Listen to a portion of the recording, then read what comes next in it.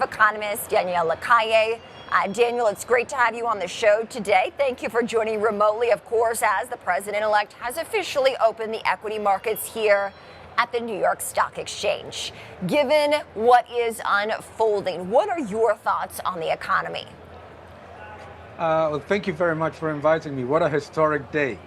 I think that for the economy, it's a very important period of time because the United States economy needs to grow, but it needs to grow reducing prices. And what we have just seen with PPI prices and CPI earlier is that the disinflation process has been very, very stubbornly weak, and it's not improving as everyone should expect. So a lot of deregulation, a lot of government spending cuts, and certainly increase in production and new manufacturing needs to be brought in order to bring down prices, but also strengthen the productive economy. I think that the outlook for the United States next year is that the economy can grow between 2.5% to 3% easily, but it could go to 3.5 to 3.7 if all these measures that I have been mentioning and that have been mentioned prior by President Trump is that will be implemented quickly. I think that what's key here is that all of those are adopted in a way that can boost the productive sector, which has been actually quite weak despite the robust level of the headline GDP.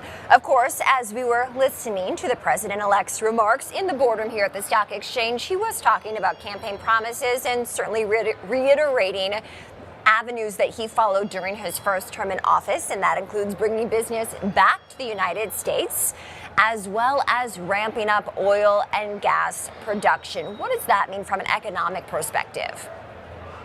It's very important.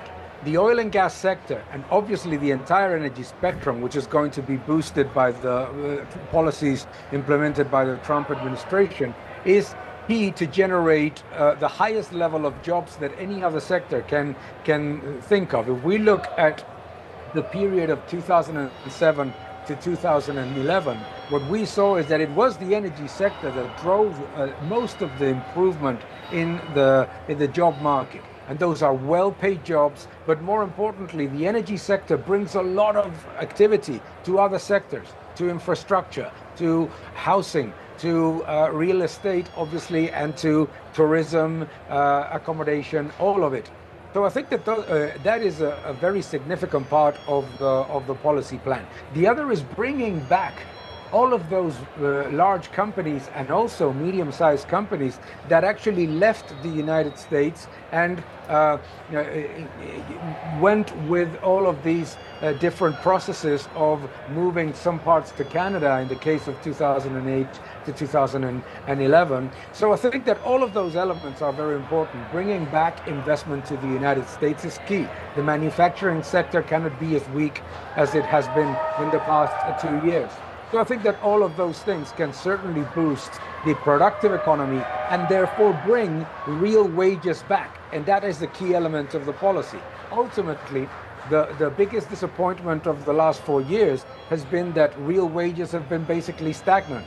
So what we need to see is real wages going up and therefore affordability also coming to a stronger environment, not just by lowering prices, but also by improving the real wage growth of American citizens. Danielle Lacalle, thank you so much for joining. Danielle's a chief economist, of course, as the president-elect has opened the stock market here at the New York Stock Exchange.